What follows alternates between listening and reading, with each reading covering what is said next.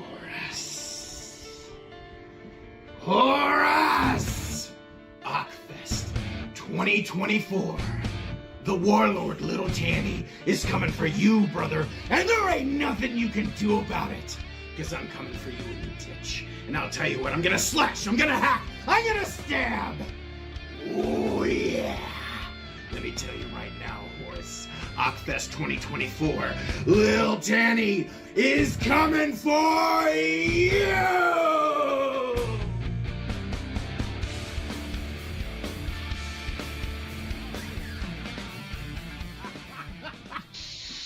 Welcome to the bench.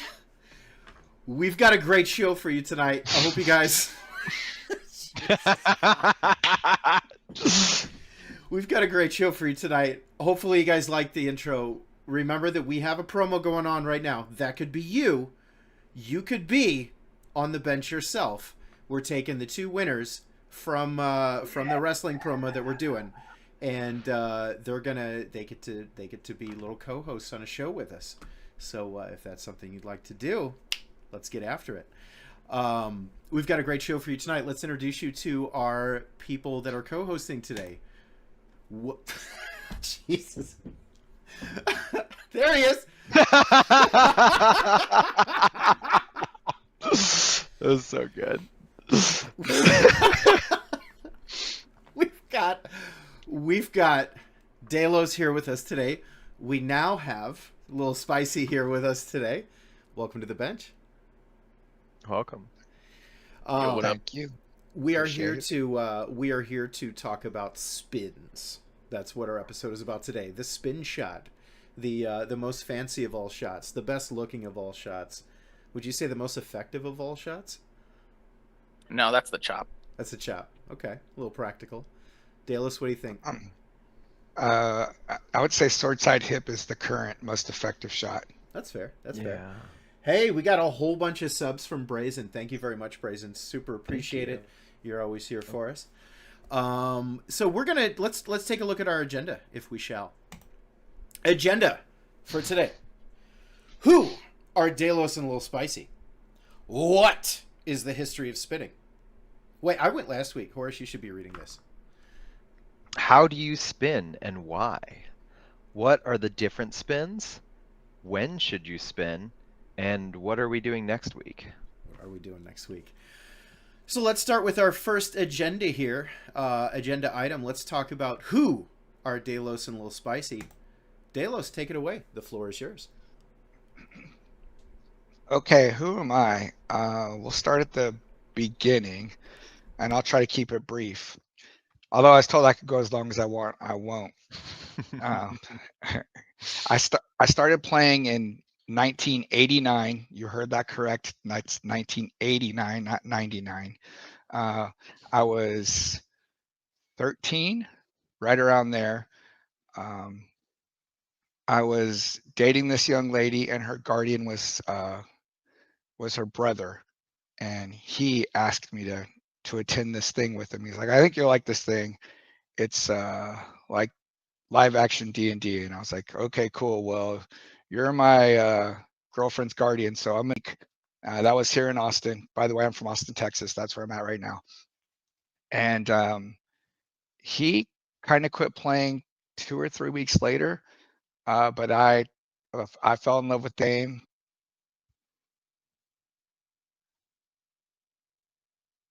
Did we lose you?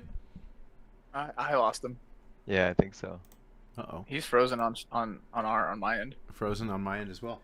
Hopefully this is not a what do you call it situation. What's the movie where there's bugs and aliens that the one game is based off of?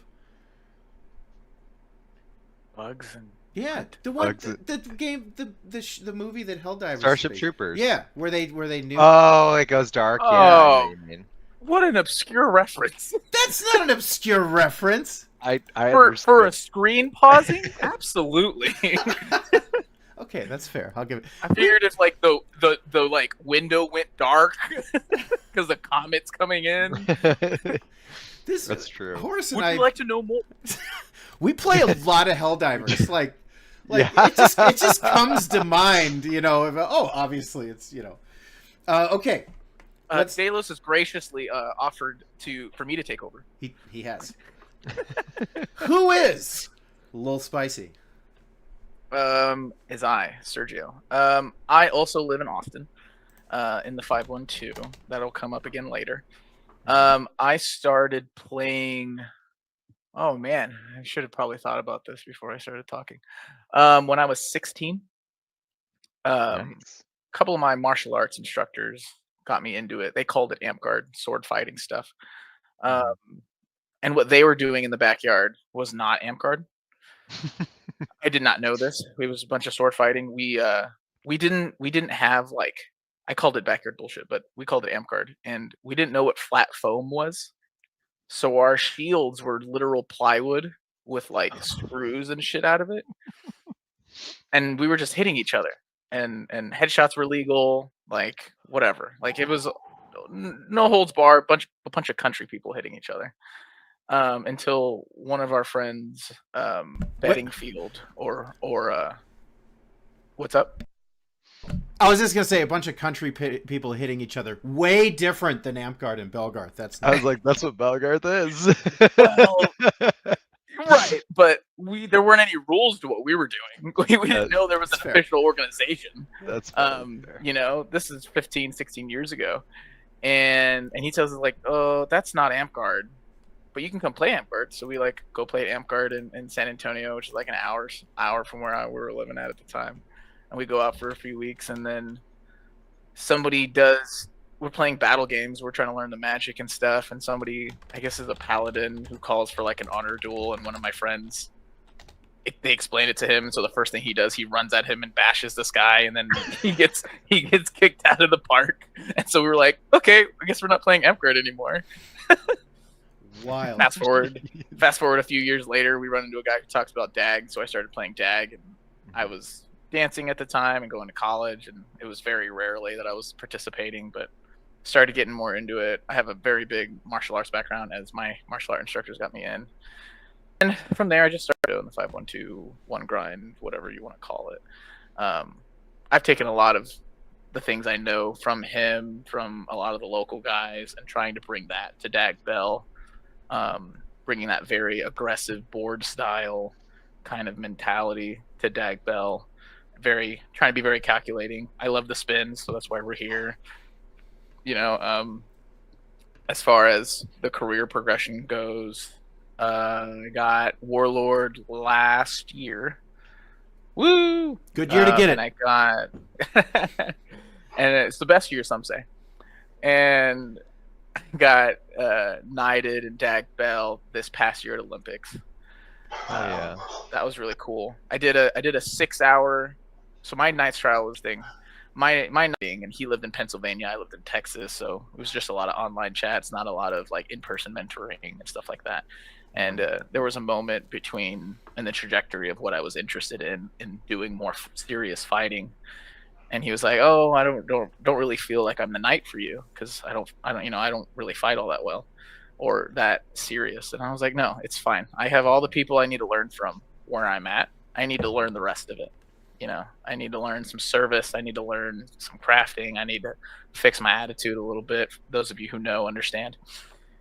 And so that was the moment there. And so when I did my Knight's trial, or when we were talking about it, he really wanted a percentage pass fail instead of just an endurance fight, which traditionally it usually is an endurance fight. And he knew me very well that an endurance fight doesn't mean anything. I'll be there for 10 hours.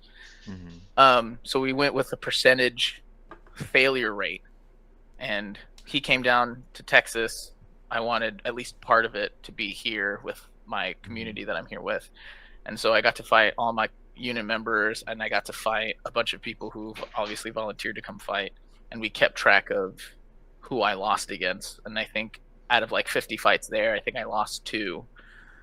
And then I went to Olympics, and we went, I think, another 80 or 90 opponents or something like that. We had like 3 rounds that if you beat me the first round, and then you beat me the second, you beat me the third, it would all count against me. And I think you did really well. Like you. Yeah, I don't think I lost to anybody at Olympics. No. Wow. I think there was a Well, few that was like you I won lost a 2 to couple 1. rounds. Yeah. I lost a couple Mhm, rounds, mhm. but one final. The hardest one was the spear person. That one kid. Yeah, the Yeah. really small spear person. That was the hardest fighting I've ever had to do. Because one, I don't throw spear, so it's whatever. But this Mhm. person was also very good at spear. Yeah. And like I dumbed it down to just rushing them and grabbing the spear, and this person's like $120, Yeah. and I'm like throwing them around, trying watched to it. like get the other end of the spear to stab them, and it was the most exhausting thing I'd ever done. It was phenomenal. And we did like 2v1s, and we did 3v1s, and we did that until I would finally finish, and then finally finish the whole thing. And Wait, Plague is the person that Yeah. was beating you? I love this. I did, Yes. apparently, yeah, They're great. they were amazing. They put up Yeah. a fight. Like they were not giving in easy, and there was some tussling going on. It was a good fight. Oh yeah. I really brought it all the way back down to Unga Bunga because I just didn't have any Plague will throw technique. down too. Yeah, they were amazing. They were No great fear. support about it. Like No fear. it None. was great. I was usually when you grab people that small, they're like they wasn't phased. Yeah. Very impressed. And then after that, I finished. Well, I go to fight my knight, and we went like 50 rounds. We had to fight him. I Mhm. had to fight him for a secret objective that he didn't know what the point of it, or not the point, but like I didn't know what my winning parameter was. Okay. So we fought single sword, and we went like Mhm. 50 rounds. And it was like first touch death. It wasn't like arm trading or anything. So any touch, we both died. Yeah. And apparently, finally, I did it after like 50 fights. I'm like, what was I trying to do? It was like you had to beat me 3 times in a row clean, and I was like, okay, all right, fair enough. And then right after that, Sevik and I went to the 2-man and won 2-man. Mhm. Like literally was throwing stuff on as my night trial was ending for them to do the 2-man tournament. And I'll be honest, I kind of stood there and looked good while Sevik was fresh. I was gonna say, what's your cardio Sometimes that's the way routine? it Like, is. Jesus. Lots of fighting, I guess. I don't know. Yes, yeah. I've lifting weights quickly. That's fair. That's fair. And we're here now. Currently, I'm starting to get into steel. Starting to get into a little bit of HEMA. Those are really fun. I'm having a good time. I stopped kind of fighting after Winter War last year and took a bit of a break because I turned down my knight's belt for Amp Guard last year at Spring War. Oh wow. They wanted to knight me, but I told them no because I hadn't done anything in Kingdom. Mhm. I really just like would pop up for the tournament, and I helped a few tournaments that year. And then after Winter War, What? What? The hell?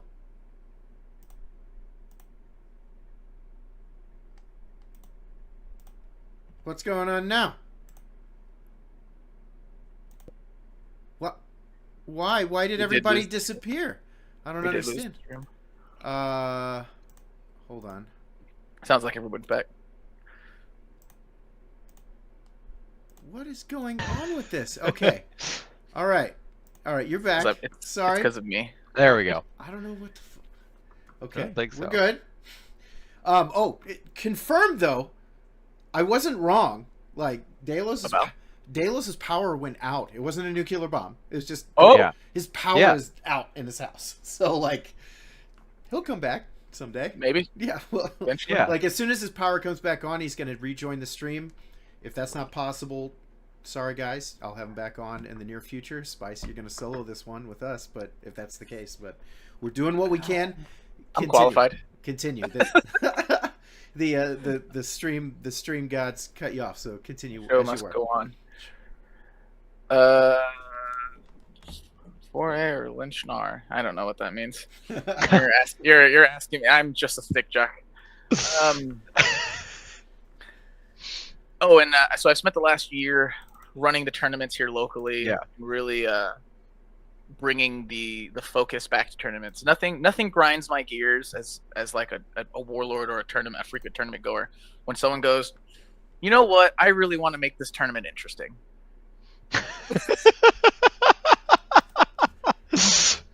And the next thing, Brazen, you say that like I study. I don't study. I just hit people. I don't care what the manuscript say. Did you say Hema? Yeah, I said I did say Hema. Oh.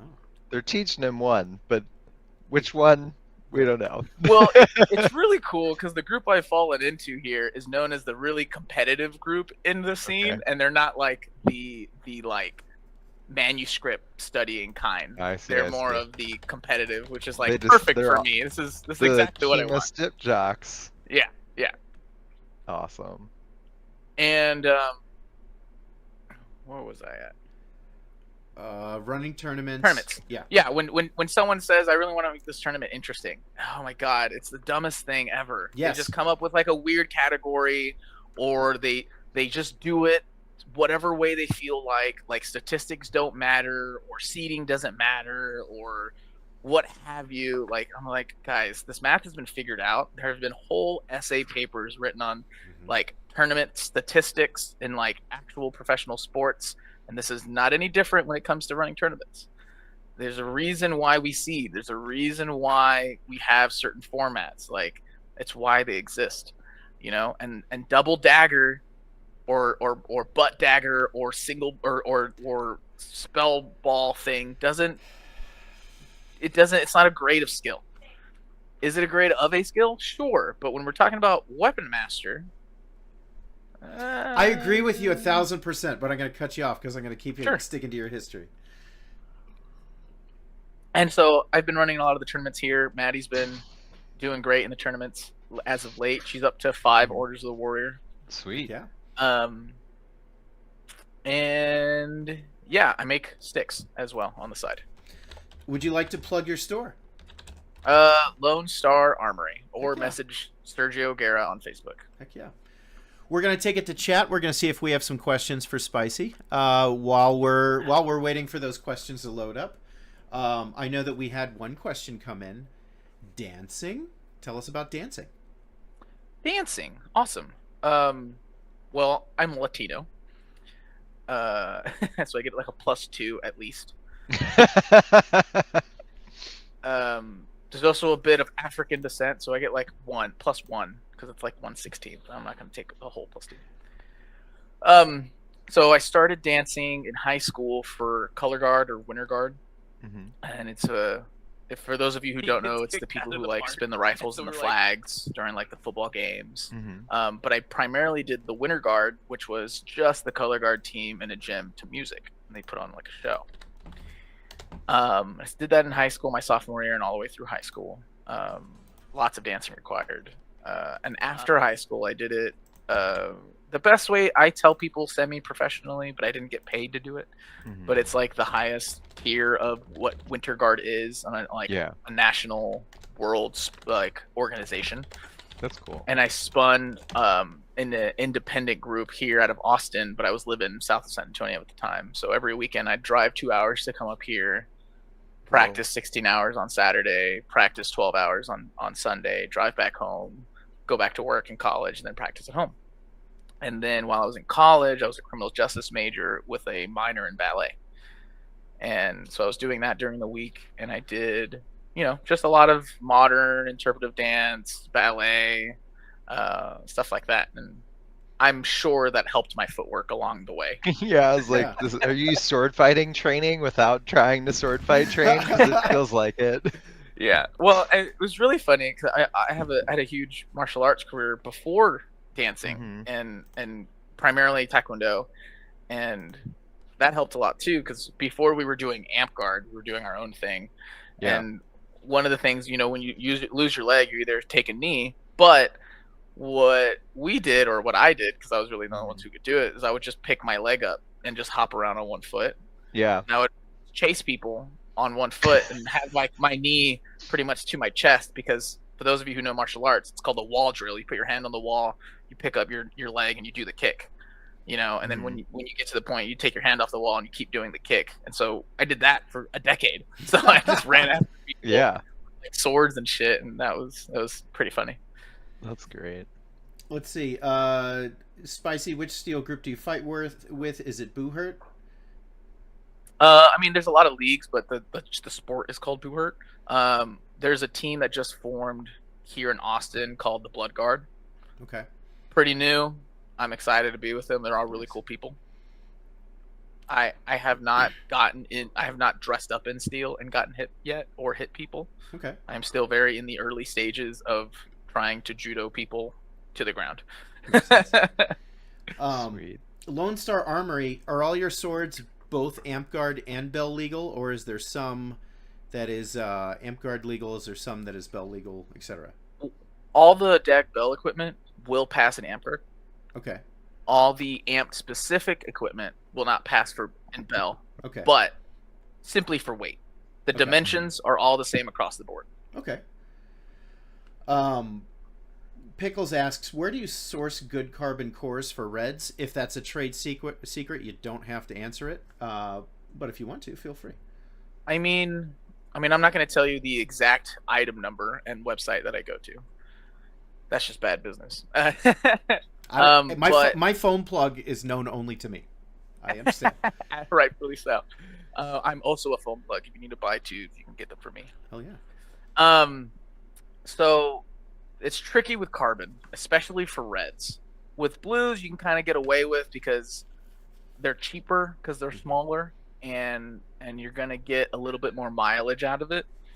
Mm-hmm. For Reds, either you buy something that you know won't break and it's just kind of heavy, or you buy something that you think might work and it'll just explode. And both of which cost you over $100 if you're trying to go 6 foot or over. Mm-hmm. Some websites to try that I've had success from. One of these could be or may not be a source I buy from. Dragonplate.com, McMasters, Rockwest Composites, Goodwin's. Goodwin's is the only place to get kite spar at wholesale because anyone else who sells it buys from them. FYI. All of these have different carbons, different thicknesses, and hollow or solid or anything like that. I've tried a bunch of them. Gorg has tried a bunch of them. Some of them work, some of them don't. Generally, for blues, you want to stick to hollow and no larger than 0.5. For Reds, you're kind of looking at like 0.625 or 5/8 if you want to stay at 6 foot, and then a little bit thicker for anything longer. But the real issue you're looking at is wall thickness and the kind of wrap they're using. I went into this in our chat the other day, but there's different kinds of carbon and how it's made. Pultrid being you pull through a machine with strands, just like kite spar. Because if you cut kite spar, you can see all the little strands in it with epoxy. And then there's wrapped carbon, where they just take a sheet, put a bunch of epoxy down, roll it on a mandrel, take it off, bake it, and the sheet is the special thing. The sheets can be, different twills, different modular wraps, and you can get into all kinds of weeds that I am not qualified to talk about. I just buy shit and break it. I've had a few discussions with some engineers, and I've got it saved on my computer with some specs that I tend to keep to or look for. But you're generally gonna have to try to find one and experiment with it. I would tend to lean to the thicker side and heavier side, because as long as you back weight it, it'll be fine if you're trying to make a red. Okay. Sydney's mother says, tell Maddie that she is looking gorgeous. Whoever Sydney's mother, Sydney, my girlfriend. Oh, you introduced her to me as Oh, I did, didn't I? I didn't know her name. This is great. That's fair. What'd you say, babe? What? I'm just being honest. I'm supposed to remember hundreds and hundreds of people's names that I've met, haven't even met. Obviously. Man, I'm better than I used to. I'm gonna be honest. Back in the day, probably like 5 or 6 years ago, if you were not on the tournament field, you were not a blip in my head. Fair enough. Do you do ACS or ACL? I haven't really gotten into any of the armored leagues technically yet. Again, I've only been doing it for a couple months, but it's gonna be my current pursuit for a while. Okay. What do you think is the hardest fighting style to learn? As in what? As in just are we back to foam? Sure. Yeah. However you want to answer the question. Hardest fighting style. I would probably say flow. Flow. Okay. Honestly, just to go from like a bottom up perspective, like Okay. as a new person stepping in, it's like the second popular fantasy Okay. Yeah. besides like red samurai sword longsword guy, right? Like that's a big fantasy. But even I stepped into the game as a flow fighter, wanting to be that guy. That's fair. But then like having the coordination in your left hand is like, or your offhand is stupid hard if nobody has taught you how to do it. Like a lot of the best foam fighters in the game, if you ask them their origin stories on their flow, or the best flow fighters, they're like, yeah, I broke my main hand and I just kept fighting with my offhand, and then when my main hand came back, I was just good at flow. Like Eggman's like that. Like I don't know. I think PTQ's had a similar story to that, but he just may be a genetic freak, like always. No, he just did the use your left hand to do everything until you can, Yeah, use and it as well. I know there's a couple other people, but famous good flow people are. There's like 3 of them, and I only know one of them off the top of my head, which is Eggman. Speaking. Yeah, I think totally I really right think though. I really think it's flow because, and like to get into the tournaments, I honestly think the fight is a 50-50 fight until you're like top 10 in the country. Oh, I'm wrong too. PTQ also did learn because he broke his right thumb. Wait, Look I at thought he me! broke his right thumb after he was already good at Flow Dane. Dang, look at me. I know stuff. But yeah, I really do think it is a 50-50 fight until you're like top 10, top 20 in the country at flow fighting. Cause like even today, I'm a warlord, and maybe I've won a flow category once or twice. But like if that kid just comes out swinging at my hips,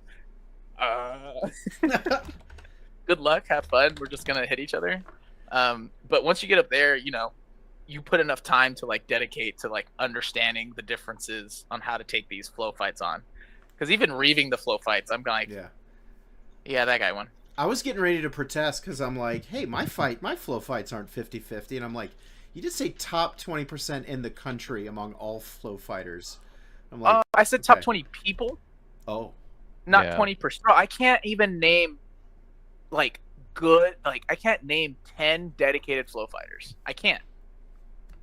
Fair enough. I'm no way am I going to say I'm in the top 20 flow fighters. 4. Well, this goes back to the statistic we were talking about the other day in the chat, right? Like if we take like for everyone listening, there are less than 200 warlords ever awarded ever. And we're looking at like 170, 175 wherever. There are over 20,000 individual sign-ins in AmpGuard. This does not include Beldag people. And I'd say the percentage of warlord level fighters in Beldag is not going to throw that whole ratio off. If anything, it makes that smaller. No. Yeah. There's besides the one warlord, there's Arc, and that's it. Who I would count as like people who are going to go into a 2-sword tournament in AmpGuard and win it still.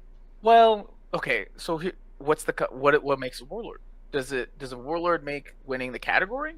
Because in AmpGuard, it takes winning the whole tournament. Yeah. Right? I know Arc very well. I would also consider him a warlord. Right? Yeah. But like, if we're gonna have the discussion on Bell people, like straight Bell people, who is warlord level, you got to be good at every category. Yeah. And I was more saying for 2-stick specifically, like he's someone that I would consider like that. He's someone I have in my head as well. Yeah. Then this gets. Go ahead. You can have one category that you're bad at. I think that's fair. Well, now we get into tournament strategy, right? Flow was my bad category. I will admit it. It's my throwaway. If I get points, great. If I don't get points, bad. Whatever. I don't care. Single sword. Single sword, baby. I told myself, I said, if I get third place in single sword, I'm winning this fucking tournament. And guess what? Every time I won a tournament, I got third place in single sword, and then I won. I would. Well, for me, it was flow and then single for my throwaways. Yeah. Honestly, I would do my best to, like you said, place in single. I mean, sometimes I would accidentally win single, and those are good days. Go ahead. No, you're good. No, I'm changing subjects. So go ahead. Yeah, please change subjects. I'm changing I could subject. keep talking forever. I lost it. It was something to do with handles. Did you? Where is it? Where's the handle? There was a handle question. Let me find it. Where is it? Did you come up with the fishing shrink wrap for handles, or did someone else? I mean, it's hard to say who come up with it first, honestly. On my end of things, I did not find that and started doing it. It was actually a buddy of mine named Tater. He's a company mate of mine. He's actually a business partner of mine. And he used these shrink wraps. I was a very big proponent on tennis wrap. I really liked. This is like in the transition stage of doing 3D printed handles. At the time, this is like 5 or 6 years ago, we were doing chopstick handles. And how we did chopstick handles was, especially for flats, I mainly make flats. You take a thick and a thin chopsticks. You put your thick on the blade and your thins on the flats. And you can use carpet tape, put it on there so it stays. And then I would tape it down like one layer and one layer. And then I would use tennis wrap to wrap it all the way down. And it gave you that nice oblong shape you're looking for with that 45-degree edge, or that ledge on that 45 of the handle. Because for modified saber grip, this is saber, and then this is modified, right? We're looking for that place to put that thumb. And that gave us a great spot. And just a little bit of cushion for the tennis wrap was really nice. We were making our 3D printed handles at the time, experimenting with a bunch of stuff. We wanted to keep that same general shape. And then my buddy Tater found these like fishing. There. You can go on Amazon. You can go fishing pole heat shrink, and a bunch of stuff will come up, and it's the exact thing I use. You just find the cheapest one and you slap it on. Don't go any larger than 35 millimeters, because the millimeters is how big the thing is, and it only shrinks 2x. There's a sex joke in there. And so we experimented with that. We tested the weights because I was concerned with weight. It ended up weighing the same, and they ended up being comfier on the 3D printed handles we were using, and so we kept it from there. And it saved me like a minute wrapping the damn handle. Fair enough. Makes sense. Good call. All right, I'm stalling a bit for James, but we do have to move on. Sure. I'm going to ask you one more question. Tell me about your unit. My unit is the 13th Praetorian Guard, or PG-13. They were formed back in the HFS days. I don't know. Wow. Tanner, you know HFS? Yes, I do. Yeah. That's why. Oh my God, that tracks. Yeah. Yeah. Why does that track for you? What? Because I remember, I swear that I remember seeing some HFS guys wearing those colors and that symbol. We mostly wear red, but we don't technically have colors, but yeah. Yeah. It's a symbol. Like what year? This is before my time, dude. I don't know. Would you say like 06, I think we are, because we had our 13th birthday 3 years ago, so like 16 years ago. 16, 17 maybe. Yeah. So it tracks around that time. That's wild.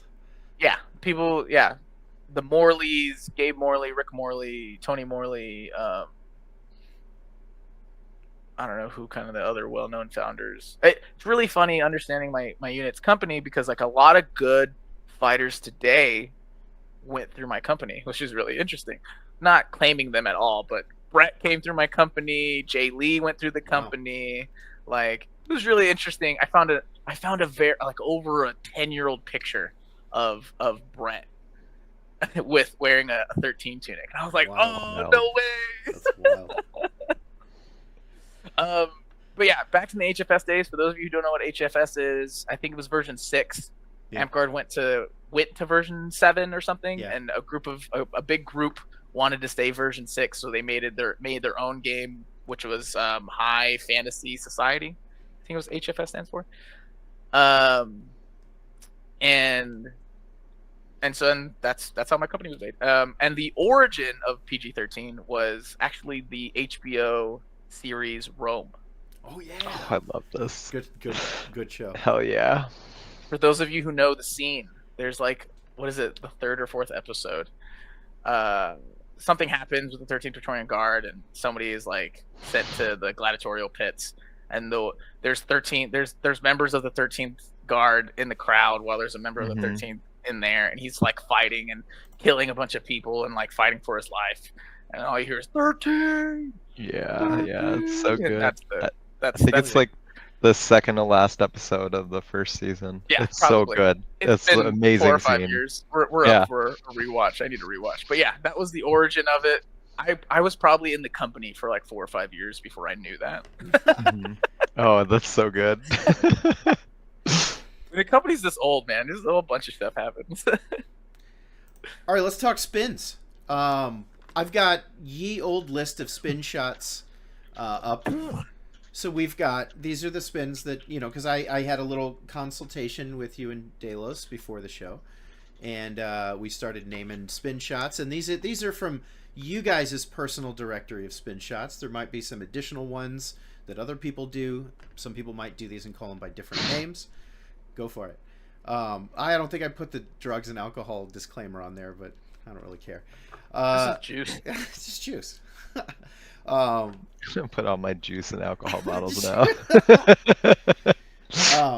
So look, it looks old on purpose, Pancake. That's it. It's supposed to look Nintendo. All right. Oh, hold on. There's a scene for the uninitiated. Oh, okay. That's not her. I thought somebody was posting a link to their weird, I almost said it. Never mind. Moving on. Get my mind out of the gutter. Okay, so ye old list. I shouldn't say the first thing that comes to mind. Look, I just shouldn't. Maybe a live show is not for me. You're great. They're not. Chat is not helping. Chat is not helping. I think the banner is what they're talking about. Oh yeah, the banner. Yeah, the banner is ye old listed. It's Nintendo. I went. Well, it's just stretched out. Yeah. What they're complaining about. Oh, it is. Oh, sorry. I can Oh, assume it is a little bit. Yeah, you could probably stop it at whatever. Now's not the time. Okay. Okay, so first we've got the backspin. We've got the 512. We've got One Love, Crazy Horse, Double Leg Backspin, Beefy, and DDS. So let's talk about, Spicy, tell us about the backspin. Okay. So, the premise, the reason for the backspin, right? It's about attacking the sword side hip. Okay? And it doesn't, and in my opinion, for board, obviously we're talking about board, you cannot fight at a high level until you can attack the sword side hip efficiently. And you have to make sure they're afraid of it. Because if they're not afraid of it, tall people can just walk all over you. Being 5'7" and short, everyone's taller than me. I also fight, like, as you can see in the video, my knees are like bent halfway down the entire time. So I fight short at the same time. So you have to be able to attack that sword side hip, or they'll just post up really tall, especially in Amp Guard where we can't like push each other over. Yeah. That's very oppressive coming from very tall people. And they'll just rain shots from above. And so either money shotting, dark siding, or backspinning, those are all effectively the same shot because we're hitting the same spot. Now, the reason why I like the backspin is because it's the deepest variant of a sword side hip shot. And what I mean by that is it comes from a deeper angle. Do you have the video that I sent you of the other side of this angle? Tanny? I didn't actually load that one, unfortunately. I just loaded this first one. So between a money shot that comes down here, throws, dark side that kind of does the same thing. When we do a backspin, we're coming all the way around, and so the origin of the shot changes from being on this side of our bodies with a slight cross to being all the way on this side. So now we get a lot more range, we get a lot more power, and we're also able to add a wrap to the shot. Mm-hmm. Wrap being the basic premise of just kind of doing this, right? And that just ends up being like this. Ugh. So you reverse at the end of the backspin instead Yes. of dark siding? Okay. Absolutely, especially because I throw with flat swords. I only use flats. Okay. So it's very important to hit with the back of your hand or the back of the sword, That makes sense. because I don't want to come at it like this, because one, that's bad, and that's how you get tennis elbow for those of you who use rounds. Two, I'm also coming around and want to naturally let my body flow instead of like forcing this. I want this to just land naturally, and this is gonna let me, even with like a little bit of, if I can find a camera angle, with a little bit of wrist, I can bring in a little bit more of an angle to it. Mm-hmm. But I'm coming from that side so much more than like a dark side or a money. So it gives us a better angle, and being a stronger forceful shot helps a lot in amp guard, because then you just blow through shots, right? Yeah. Because people try to hold that angle. If they don't catch it right on their hand and they catch it on just above the sword, it'll just hold over the sword. Mm-hmm. And they're like, but I had it blocked. And I was like, you totally did, but you didn't. I don't know what to tell you. So that's why I like the backspin, and it's also flashy. You know, that's a great upside. And nobody kind of sees it coming, if that makes sense. Like, no one's expecting you to kind of twist and hit them on the other side, like, because it sounds so. Like, anytime I used to talk about it when I was first getting the spin, they're like, "I'm just gonna hit you in the back," and I was like, "Okay, cool. Good luck. Why didn't you hit me? Yeah. I hit you. Why didn't you hit me?" So like, people don't really expect it until they do, and then the people overcompensate for it, and, and so they throw all their gear here, and then I'm like, shoulder. Yes. The look. Yes. Love that shot. Yeah. I did that to Tanny like the first day we met. Yes. Facts. Horus, do you throw that spin? This is actually the only spin that I know how to throw. Okay. I've never thrown any other spin. I was trying to do 512 at practice yesterday, and I didn't successfully do it. Although I did do AK-47 for the first time Hell yeah. in my life. I've tried that a ton, and I throw a ton of reverses, and I've never just actually like gotten the motion together. But I couldn't throw it. But I throw this one. I don't really use it a lot. I do kind of subscribe to the like, I'm gonna hit you in the back thing, but I think that you bring up a good point that when they don't expect you to throw it, it's really, really good.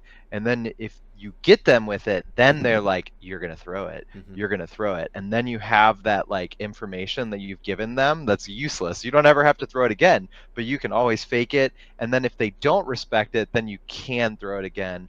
Or, you know, if you can get them with it again, you'll get them to overcompensate even more. So it's pretty good. And Delos can either confirm or deny, but it is what it is. If we throw a 3 or 4 shot combo, just like a 5-1-2, right? Yeah. The high cross doesn't do anything. It's not meant to kill you. It never hits you.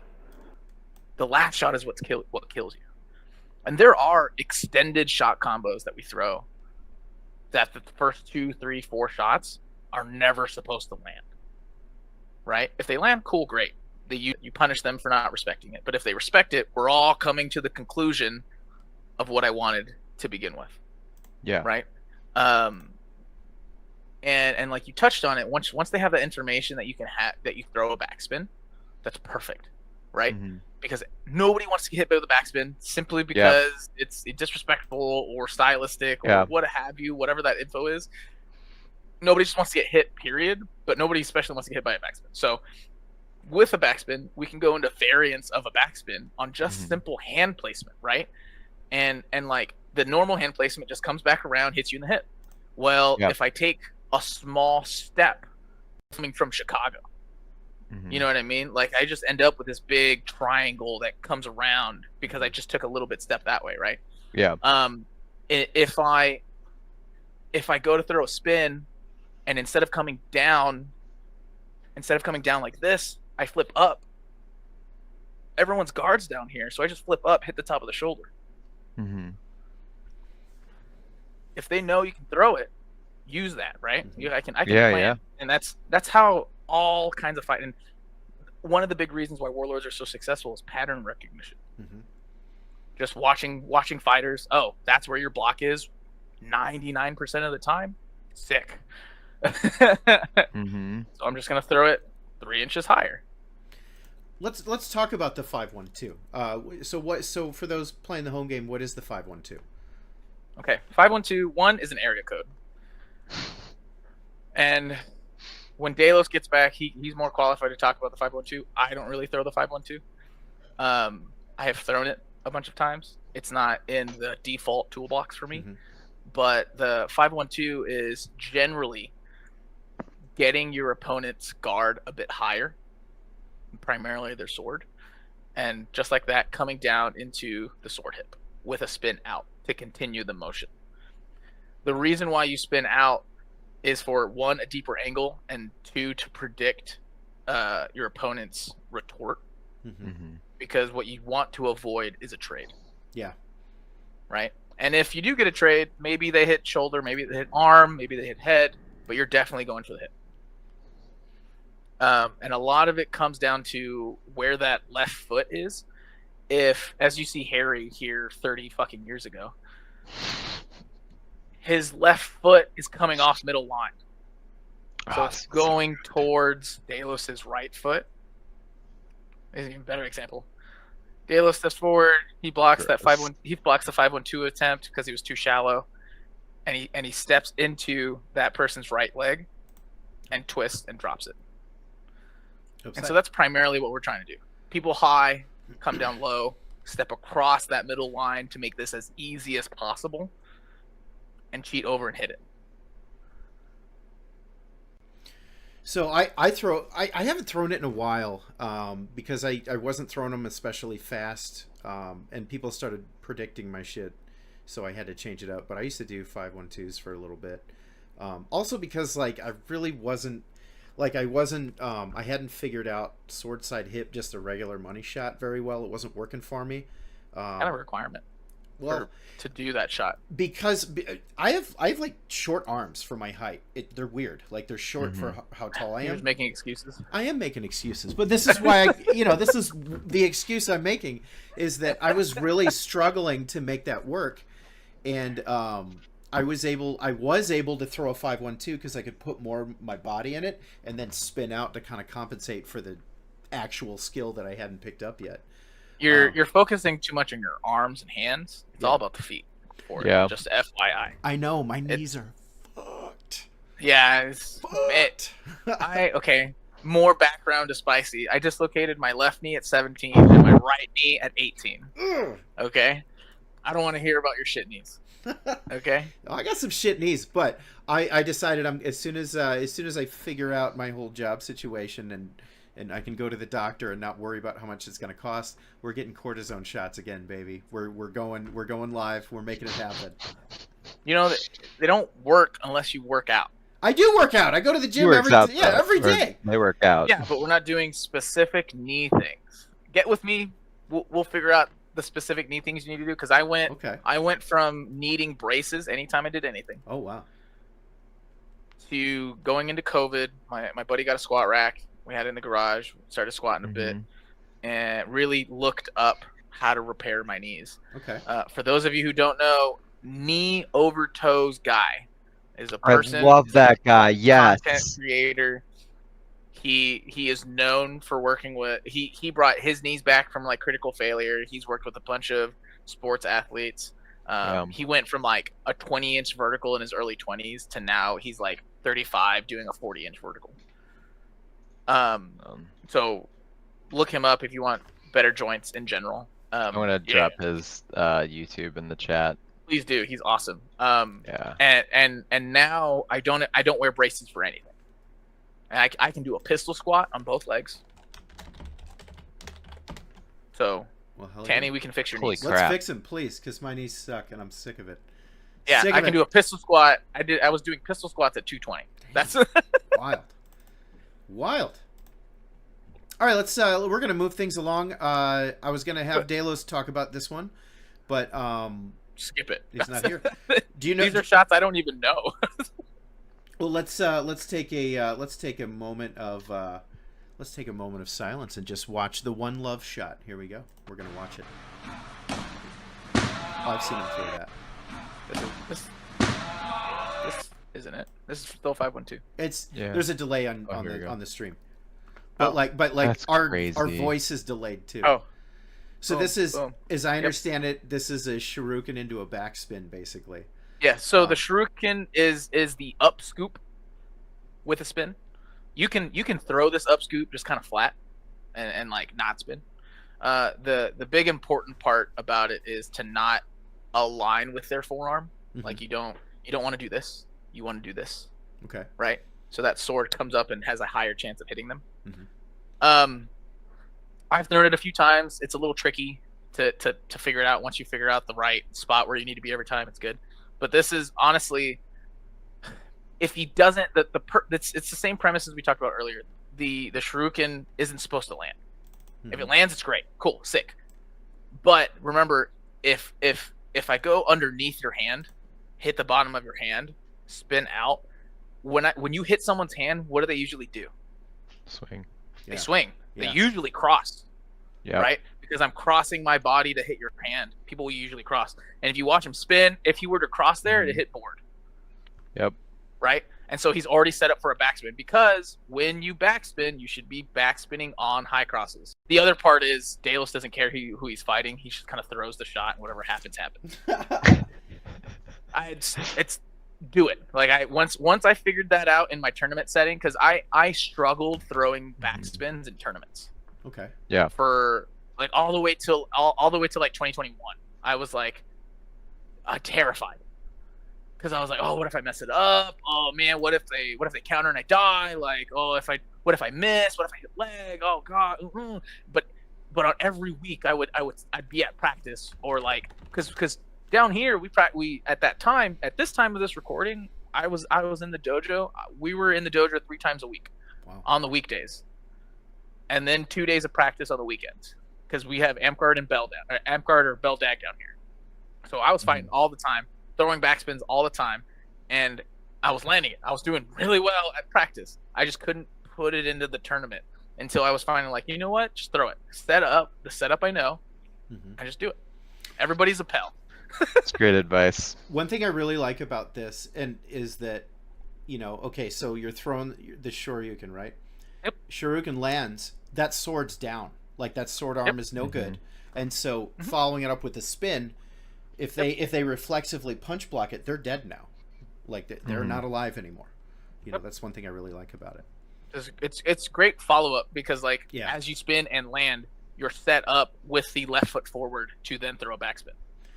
And That's crazy. the other thing I like about this is it's so typical James, is like cocking, waiting, and then just absolute full send on a shot, going straight up in the air, jumping, spinning around twice, Man, when during this time when I had really started playing, I knew who James was for a while. When I really started playing with James, oh my god, the infuriating 2 years that it took me to be able to fight James.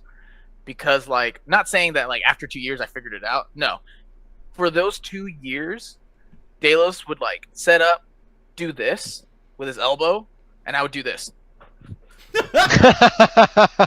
He would wait for a second and then hit me in the shoulder. He wouldn't do anything cool.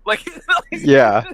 I was just too freaked out, because 1, it was Delos, and 2, I'm waiting for some crazy bullshit that I'm not understanding to hit me. Yeah. And I would just die. And it took me a long time to get over that. Yeah. So crazy. If we watch here, Crazy Pancake says, "Is the hopping dangerous?" And then Pickle says, "If I got killed by this shot, I'd consider taking up golf." Here's the thing. This is just the shot right now. There's a lot of build up to draw you out into that position, and it's really fast. Delos can be very fast, and so is it a lower percentage shot? Sure. Yeah. I mean, it's not like, you're less likely to be hit by this than just a chop at the right time. But I'm gonna argue with you because That's people fair. say backspins are a low percentage shot, and I would say no. with proper setup, yeah. with the appropriate setup, right? Because Mhm. you don't just simply chop into someone's board side, right? Yeah. It Facts. doesn't work. You just Yeah. flat Yeah. chop at them. Any decent person to be like, yeah, this is where my home's at. Where are you? What? You have to do something else to set up a chop. So it's the same concept. That's fair. Even this, but you just have to learn the shot, right? Yeah. And I'm gonna talk to the person who is it safe to jump? Are you like an NPC who just doesn't jump? I think that there's a difference between like jumping over a red and just taking a little hop to do a spin shot. This doesn't worry me at all. Last year, came out to an event, got my red sword. I'm on a leg. 16-year-old kid runs up and he just tries to leap past me, and I don't even hit him that hard. I'm just like, bam, hit him in the leg. He just like completely gyroscopes, slams his head on the ground, concussed, knocked out. I thought he was dead. He wasn't moving at all. He didn't move for like 2 Did you like? he hit the ground and stopped. I was like, oh my god, like hold. I'm worried he's dead. He was fine. Wild. He got up, That's good. like He's ambulance 16. came. They heal. He was 16, but like don't leap through the air with both your legs in the air. If you get hit, you cannot control how you spin in the air. You will spin. That's really funny that you say that, because this past year in February, I actually hurt myself, but I was the person on the knee. Like, Oh, I was in the same similar situation as you were. Yeah. I was on a knee. I had my 6 foot red, but the subject was probably, and he like charges at me, and I'm like, is he really gonna bash me over right now? Like, we're playing tag. Like, yeah. we're not supposed to do that. And so he like feint bashes at me and like takes at the last minute, jumps diagonally away from me into like my group that was still like a couple feet behind me. But I'm braced for like a check. So instead of like catching him in my hands, I catch him halfway into my sword. Ooh. And I catch him, and my shoulder goes pa-pa. Oh. And the next day, I was like, I got up and I was like, that's gonna hurt a lot tomorrow. And I like fought the rest of the day. The next day, I couldn't pick up my right shoulder. I had to go to the doctor. I got it all checked out. Luckily, I didn't like tear my rotator cuff or anything major. It might have been a slight slap tear, but I'm full up now. And it was funny that you mentioned that exact scenario. Yeah. Just like a tiny hop, you're gonna be fine. You're not changing your direction that much. Like if you get knocked off your balance, you're just gonna like stumble or fall on the ground. Don't leap into the air. Try to jump over something. There are definitely rules that we tell people. Don't jump, don't cross your feet, don't wear gloves, like other things. But you got to learn the rules before you break them, because it's like we say, don't turn your back to your opponent. A backspin is turning your back to your opponent, right? Yeah. We're breaking the rule. But because we do it with timing, of like high cross into like a fake money as I'm taking a big step square and just jumping straight up to like hit a shoulder. But it's 1v1. We're not like bashing each other. Yeah. There's not. I've never landed wrong. Mm-hmm. I do wear gloves for those of you who. Person. Yeah. I knew what you meant. Well, somebody said don't wear gloves, but you said don't wear gloves. That's what you said. I knew you meant Did I? wear Yeah. gloves. Oh, did I? Yeah. That's like, well, you were like, don't do this, don't wear gloves, and I was like, you were just, it was, you were on, you're on repeat. It's fine. Apologies. Yeah. Wear gloves. Yeah, but wear those are gloves, rules, right? but then you're Certain arching rules and you're break. not going to wear gloves, Yeah. But yeah, those jump stuff situations like that are good, and like when you know enough to know the situations you can jump in. Yeah. So let's talk about, we're going to go back to our spin list. Oh, first I want to say thank you, Oofbar, for the subscription with Prime. Everyone, if you have Amazon Prime, you get 1 free Twitch subscription. You can send it our way if you'd like. That lets you avoid ads. That helps me out. I don't have a job, so this is my job. So that'd be super cool if somebody would subscribe, and it's free to you. It doesn't cost you anything if you have Amazon Prime. Just throwing it out there. looking at our spin list, ye old list of spin shots, we went through the backspin, 512, One Love, Crazy Horse. Let's talk Crazy Horse. Let's give it a little walk through here, and then let's talk about it. What is a Crazy Horse? Do we know? It looks like James should be here for this. So what it is, it's a backspin into a 512 repeat. Okay. Or like a reverse backspin, basically. You throw backspin, you stay in the same spot, you throw again, and coming back out of it. Okay. So if they block the first one, you could just like throw a second one in there. Also, it looks really pretty.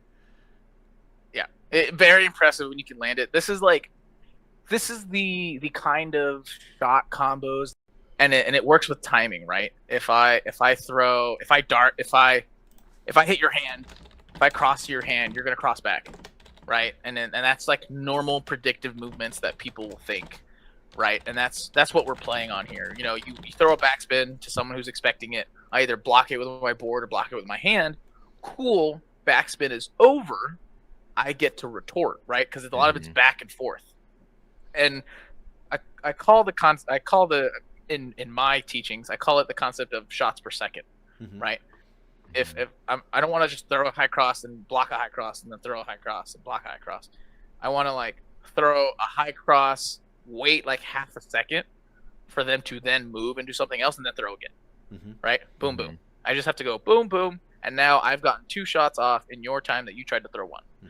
So I have, just on statistics, a higher percentage of winning, right? Because I'm throwing more shots.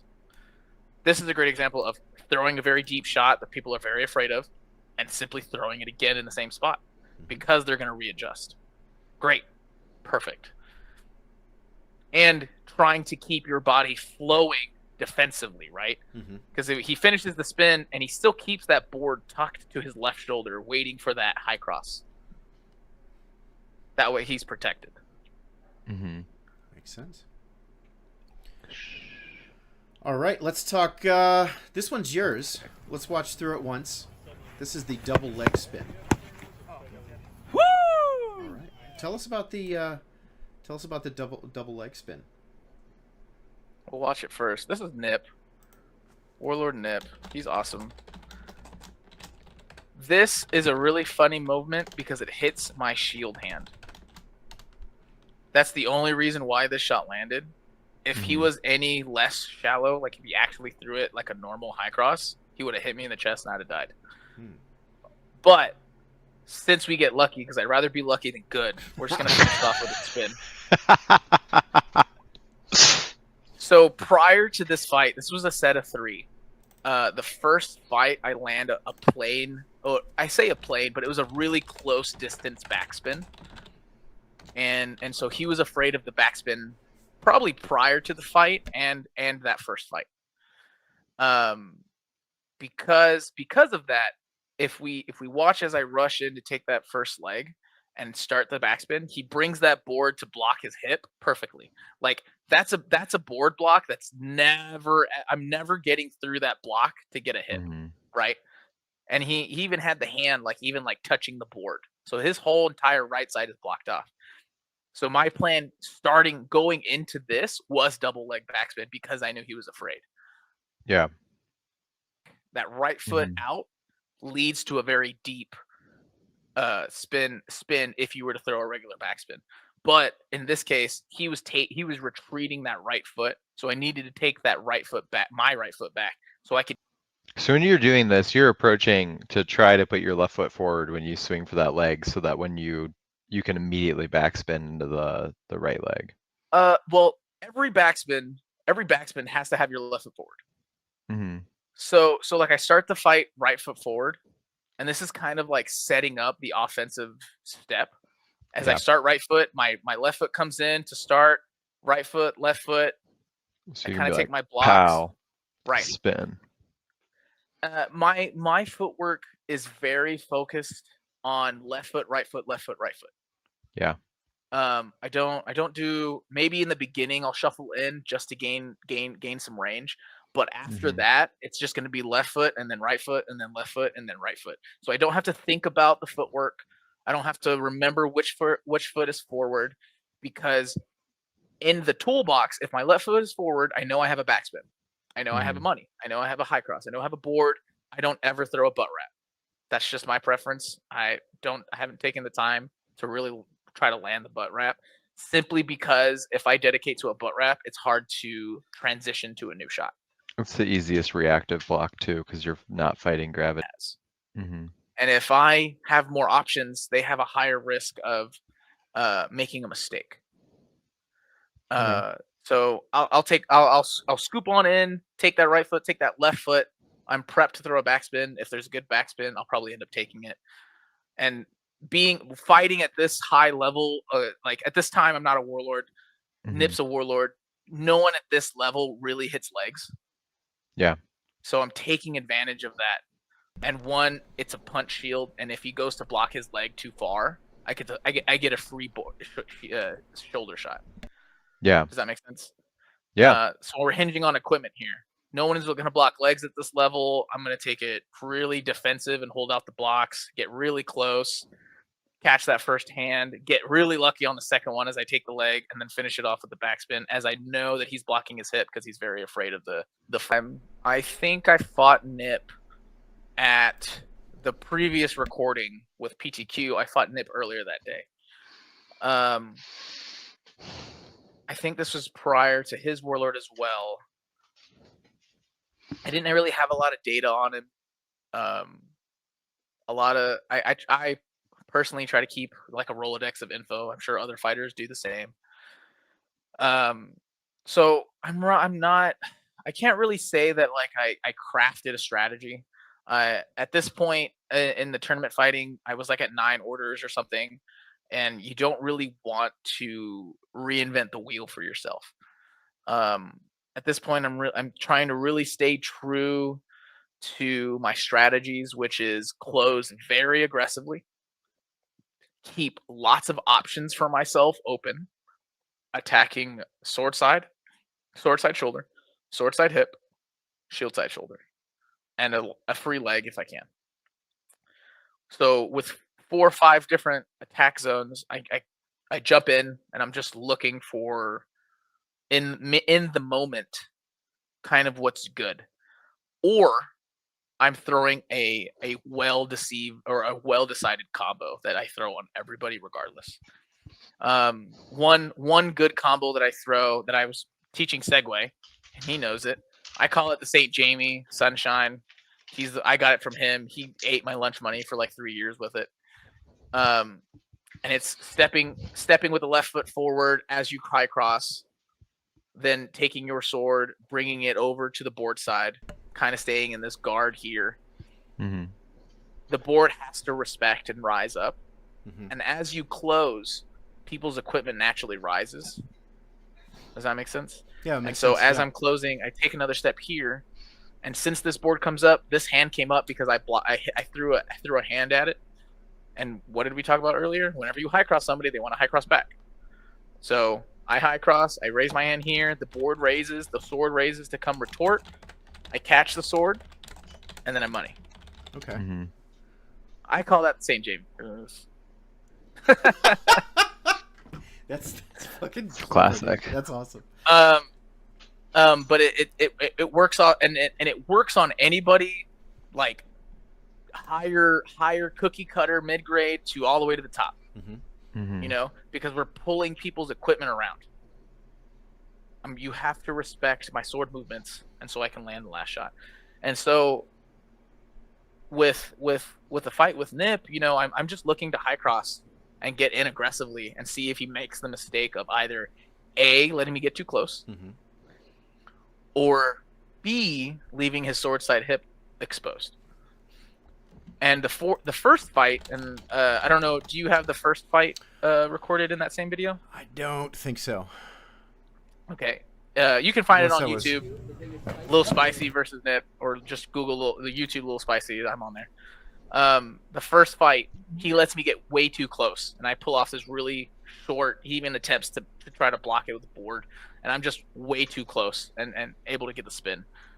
So he's just very afraid of the spin at that point, which then led to the level change of just going for legs in the third fight. So and the second fight was just a high cross fight. makes sense. So that was asked also because you had said that at this high level most people aren't going for legs. Why is that? Mm-hmm. And Horace and I can answer that too, but let's hear you first. Oh man, I got a lot of opinions about a lot of things. This is a good one. I have a lot of opinions on this too. At this level, there's like gentleman agreements. Yeah, I agree with that. Yeah. Yeah. People get very upset when you fight out of the norm. Mm-hmm. And like, I mean, shit. Dallas isn't here, but I'll talk about it. He hates getting legged. Hates it. Hates it. The whole torch practice or the Austin 512 practice is leg on death. Yeah. Which the first shot to the leg doesn't do anything. Okay. You have to chain arm into a leg for it to count. When sure.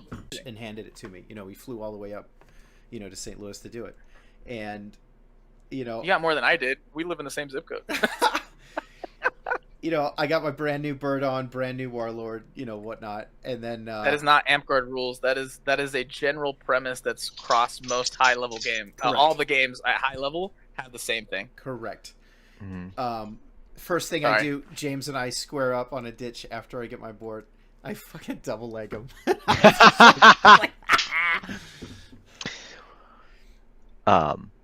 So yeah, I think. Go ahead, Horace. What's your take on the legs? I think that actually, it's one of the easiest ways to kill high-level fighters because people don't actually play the foot game really well because they don't respect legs. And like, I'm not saying that all of them are bad at it or that everybody will fall for it. It's just one of the easiest things to get in on is legs. And I think that in Amp Guard, it's much less advantageous because when you go down on a leg, then you can't do anything to the legs. Whereas in Belgarth, if you go down on a leg and you know what you're doing, they're doomed. It's over. You are going to get pushed over and you're gonna die. And so I come from Champaign, Illinois, and Numenor, the old school guys, they just wore greaves. That's how you get around getting legged. And then if you swing a leg, then you just take a point of armor and then you beat the other guy up. You high cross him over and over. So that's like, it's a much different mentality here as like when it comes to legs, at least in this realm. And I've found that I end up against other people tend to like, that's my bread and butter is I'm just like a lumberjack, like chopping people's legs apart because people don't respect it. They leave it open and then you can easily combo for the second one. In Belgarth, I mean, I push people over constantly. It's in every one of my videos. Like, that's just how I fight. But yeah, there's definitely like people don't want to fight legged and they don't so they don't swing at legs really. They want, and it's more fun to like just get the kill shot or to like combo them, and so people don't really swing at it. But like, and I'll play the devil's advocate because I've always heard both sides, even at the most extreme, right? And you go, well, when I fight, it's always open, so I hit it. So I go, okay, what did you learn? Yeah. So if I were to put a greave on, you'd just be boned. Because like if I put 2 greaves on, you now have to throw 4 times at my legs to kill me per the rules of Belgarth. Sure, but I mean, you also just hit them where the greave doesn't cover in the leg. Potentially. My point is not that it doesn't cover your leg. you only swing at legs. My point is that like people leave their legs vulnerable, and so it becomes an easy thing to, I leg you in one fight, or I double leg you. Now you're like, crap, I have to not let this guy close on me because he'll double leg me. So then when I stutter, now they're like really paying attention to my stutters because the first time I fought them, I charged them and double legged them.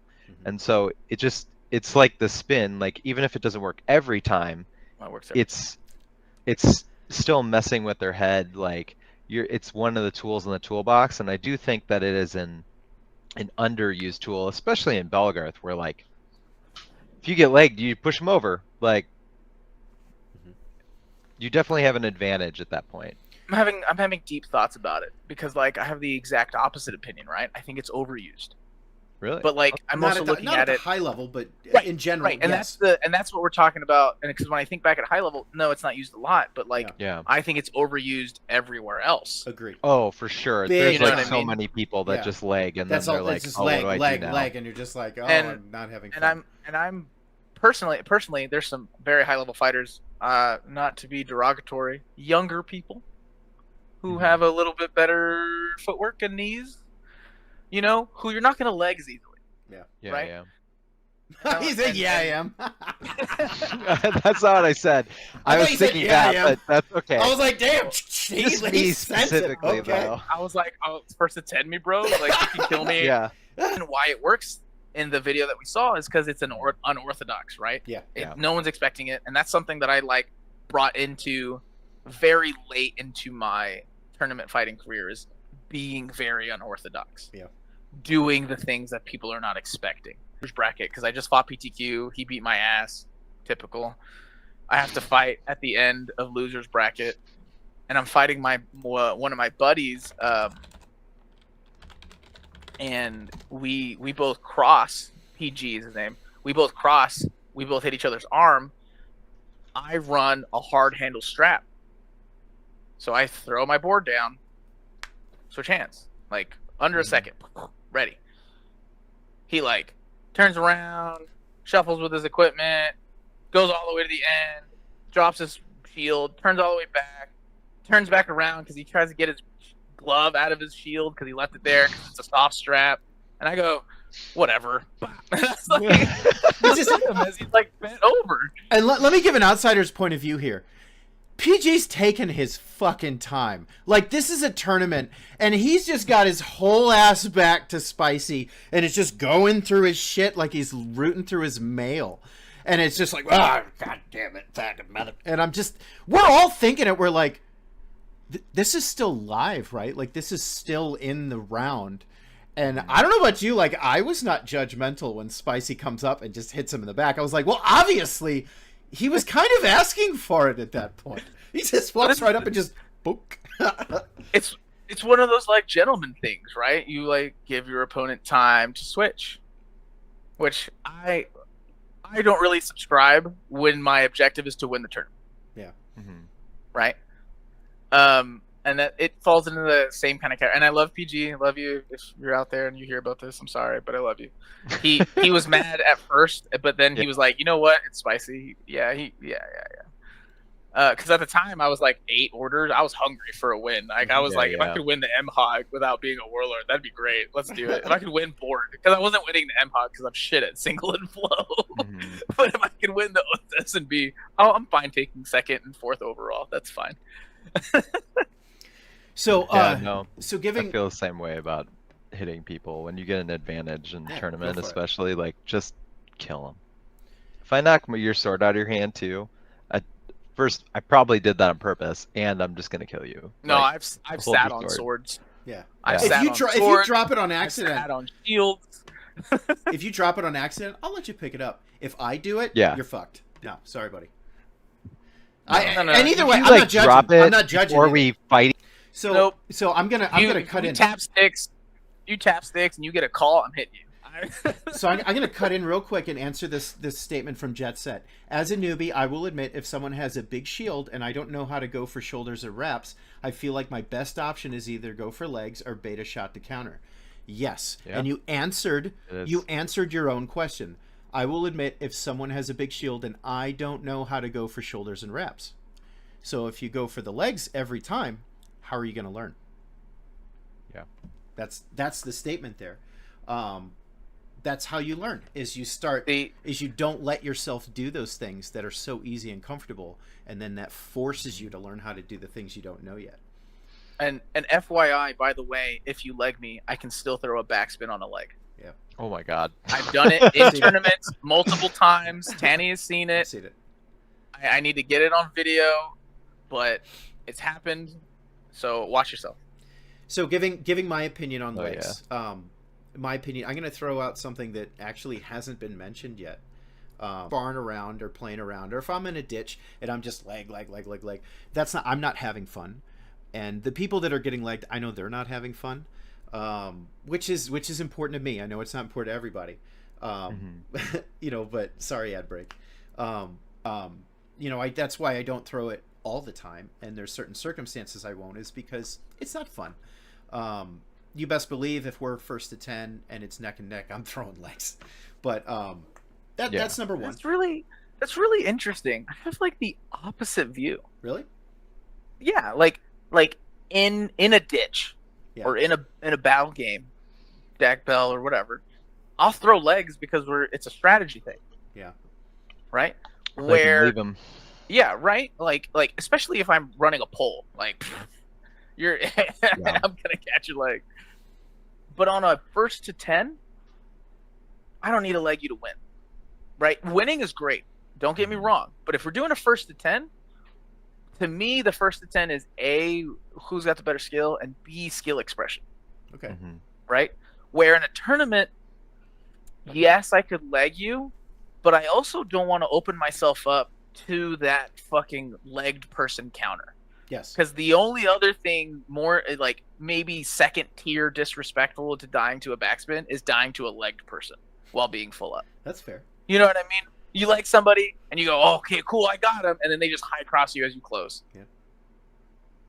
That's a big risk. Like, yes, their options are limited, but you have to play it perfectly.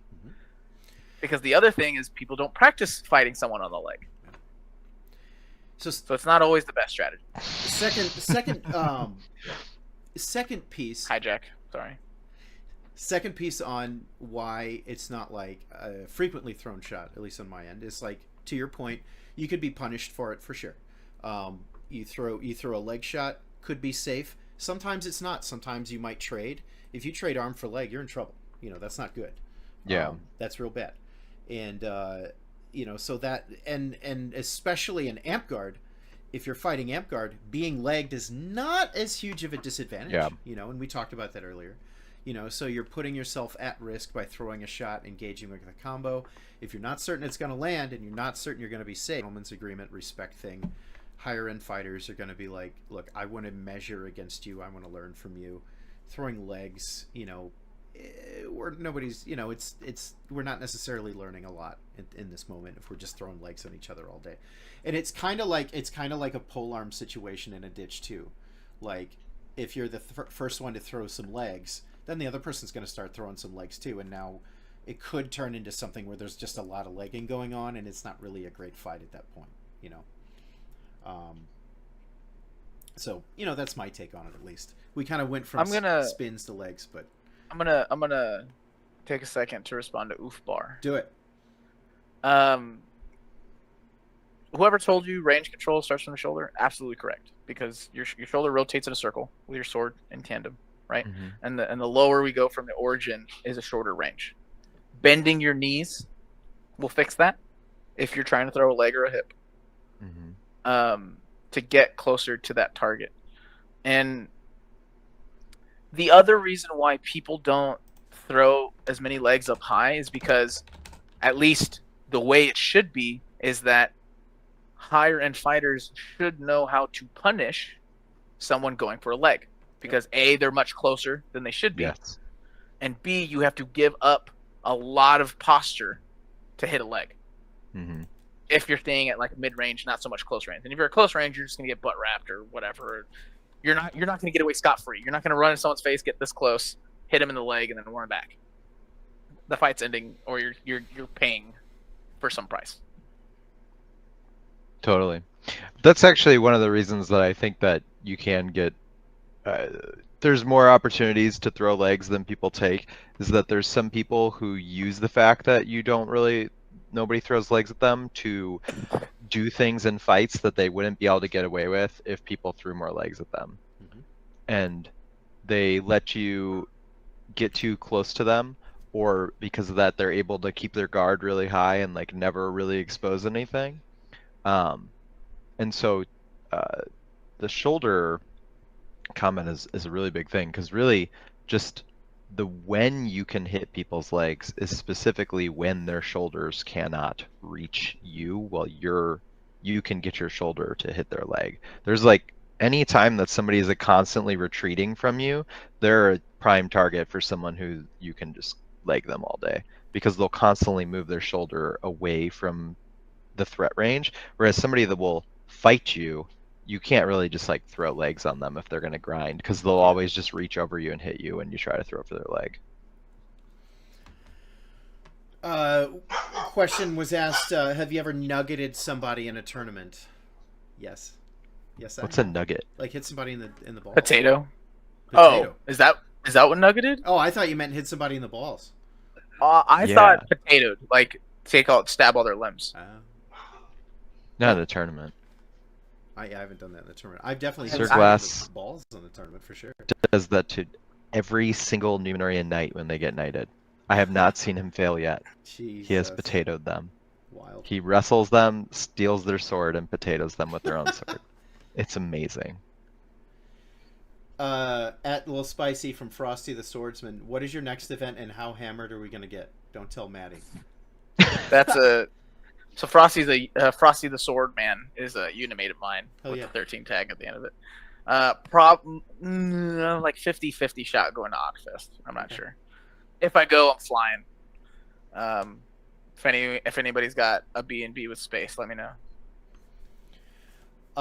Do you only do spin shots doing sword and board, or do you do spins with red or flow? I only 99% of the time it's board.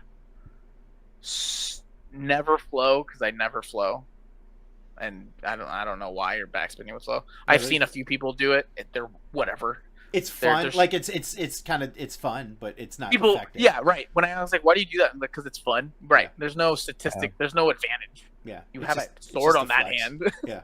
Just hit him. It's just a flex. and then backspinning with a red is never an opener. No. In my opinion. Have I experimented with them? Sure. But they're not like the normal backspin.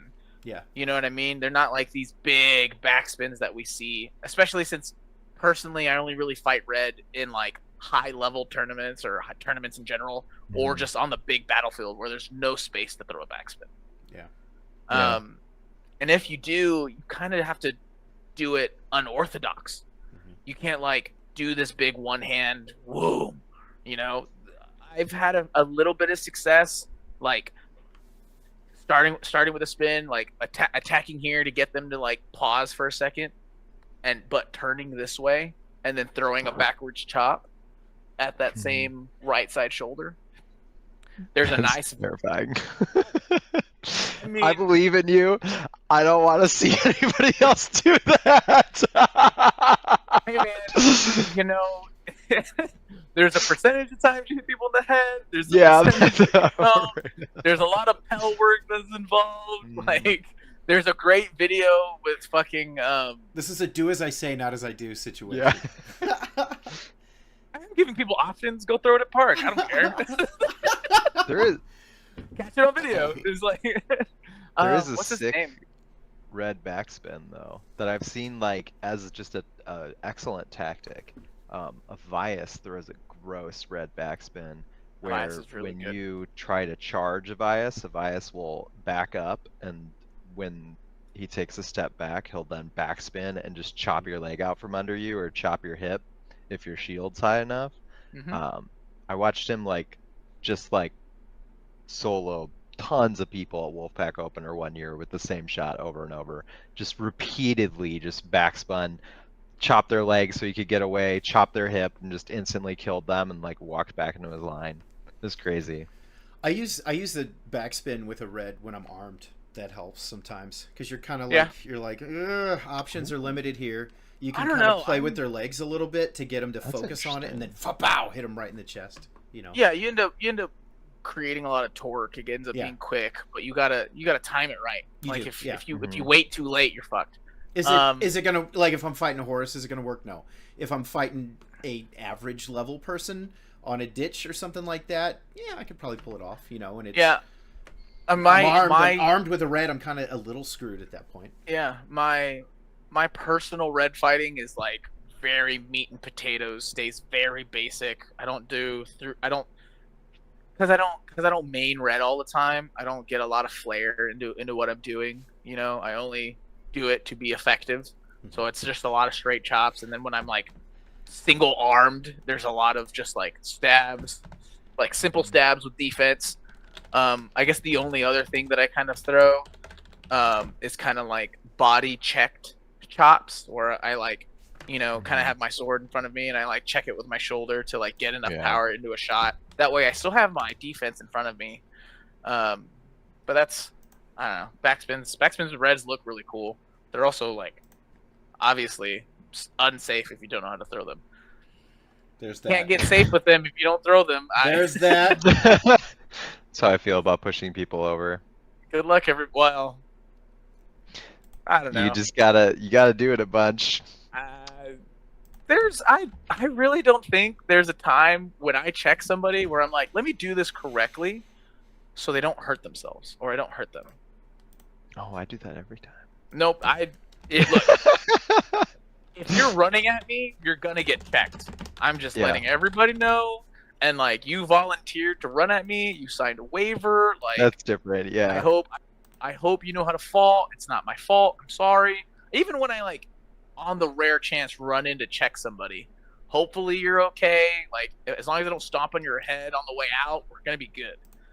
You know, I just can't say I spent a lot of time being like, let me check them 3 inches this way so they don't like fall on their head. I don't know. Those situations come so very few. That's fair. I'm loading up a video right now. I want to show this video of Oh, so you can load up a video for random stuff instead of the stuff I asked for. Correct. Yes. Because it's I'm kind of going by muscle memory here, and plus it's me personally, so it's live your dreams.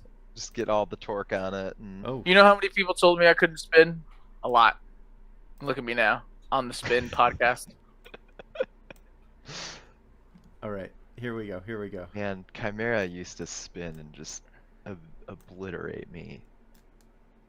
I think those videos are still on my YouTube somewhere too. Okay, you ready for this? Here we go. Frosty. Okay, what is going on here? Oh, typical. This is one-handed red. Yeah, I'm armed. I'm armed, and I keep trying to fake out his leg. Watch him leap over me. Oh no! Woo! Just straight over, right there. Foster's so good at that. Yeah. This is why we aim high, everybody. And well, you fake it like 3 times. Yeah. Like fake it. I'm trying to be like, no, I'm not really doing this. I'm not really doing this. First off, he didn't even have to jump. It was a little Replay it again. Why'd you hide it? Where are you going? You afraid now? You're not gonna slow it down 50% like we did earlier? Yeah, I can't share. That wasn't, bro. He could have stand there and ordered a pizza. It wasn't gonna hit him. It was still cool. It was a cool thing. Absolutely. That actually reminds me of something that you said earlier that I wanted to highlight, where you said that every time you swing, you take that half second to like pay attention to what they do. That's a really, really good thing. That wasn't that low. That would have hit him. No way. No way. Hold on. Where's look. Wham! That would have hit him. That would have hit him right in the leg. He was already armed. He was armed. That would have killed him. It was pretty close. I think you might have hit him. He's talking shit. That's all it is. Spicy talking shit. Hey, we got 2 more spins. You're not done yet. We got 2 more spins to go through. Hold on. We're still we got 2 more spins. It's 7:43. We got 2 more, buddy. I basically said fuck the agenda at this point. Let's see. History. That was a 1/4 power Collister jump. You were 100% correct. We kind of hit all of these whenever we just threw out the random things that we're talking about. Let's look at this. This is the beefy. Oh yes, the beefy. This one seems inefficient to me. This feels like you're doing it for the flex. This is a style point. Yeah. This isn't for winning. This is for looking good. I actually have a different spin on lefties, but I don't have any recorded.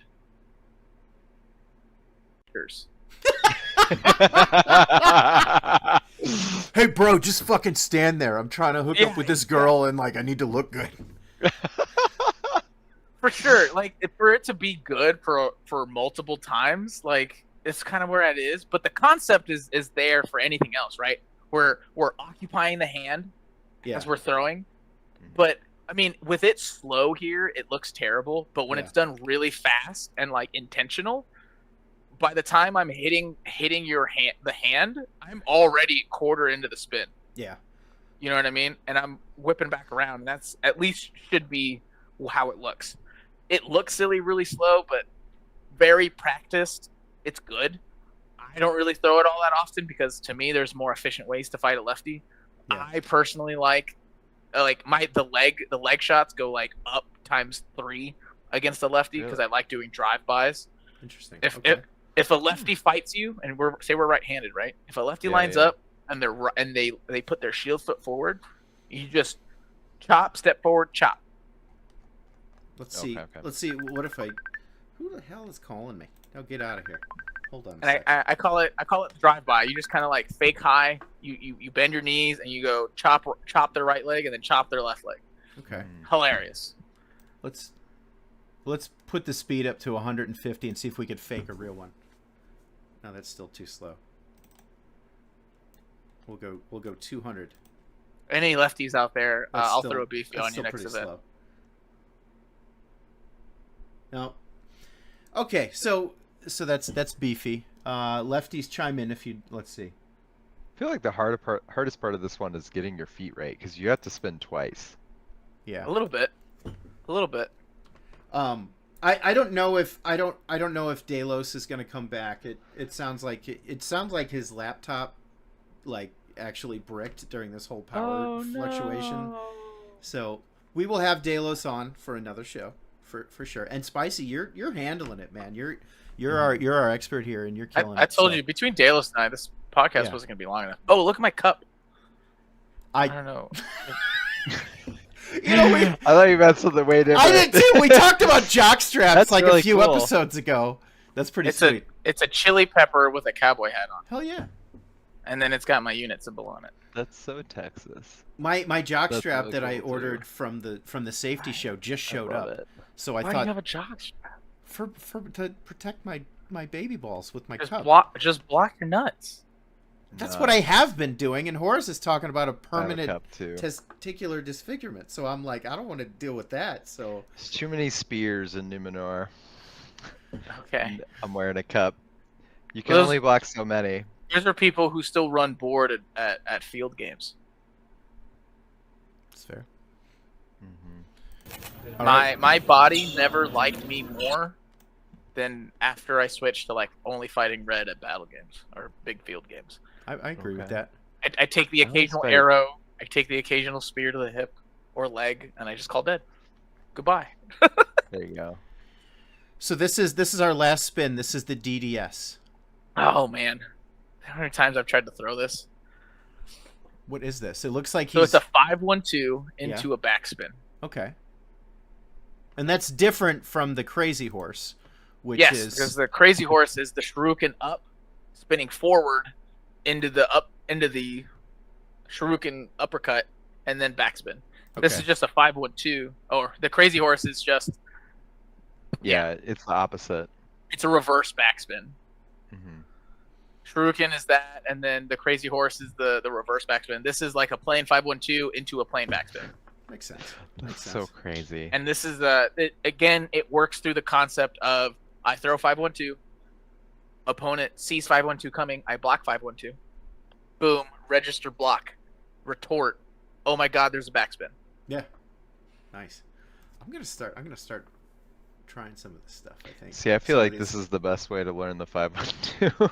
That makes sense. You like do it and they block it, so you get to practice it a bunch, but then you always kill them with the backspin because they're not expecting the backspin. Next, bro.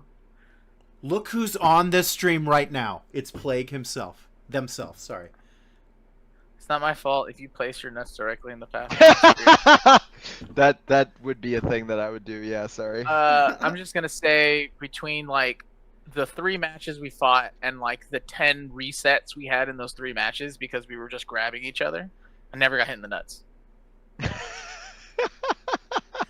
I did almost like power bomb Plague into the ground, but it was very like gently at the end. There was a suplex. So maybe, I mean, it could be. I mean, what kind of complete asshole would nut stab you during your Knight's trial? And I say that now, thinking about how most Belgrim look at Knight's trials. I'm like, oh, most of them would probably try to do that. I welcome the challenge. I honestly can't believe how many people hit me in the nuts during my Knight's trial, which is ridiculous because I was fighting single sword. Like, how does that even happen? Your fault. What? Yeah. I was still wearing a cup, but it was very weird. It's a skill issue. Yeah. Look, by the third time, I'm just putting my hand on my nuts by fighting single sword. Because martial arts for years, getting hit in the cup still sucks. It does. That's not that bad. I guess. I guess I'm just fat. I'm not skinny. Like my fat fupa eats a cup every time. That's legit. I did that started to happen after COVID. I was notorious in my school to not wear a cup because being super short, everyone expected me to be like a boxer, but I was actually a kicker. I loved kicking people. That's and like my super fun thing was to like get like this close and then like just throw a straight kick to the back of their head while standing in front of them. It was great. It was awesome. And wearing a cup always affected my kicks, and I hated it. I could see it just that. pissed me off. Yeah. And like every practice, my sensei would come up to would line everybody up and be like, "All right, cup check," and everyone would hit themselves in the nuts because we're underage. Guy's not gonna hit us in the nuts. Yeah.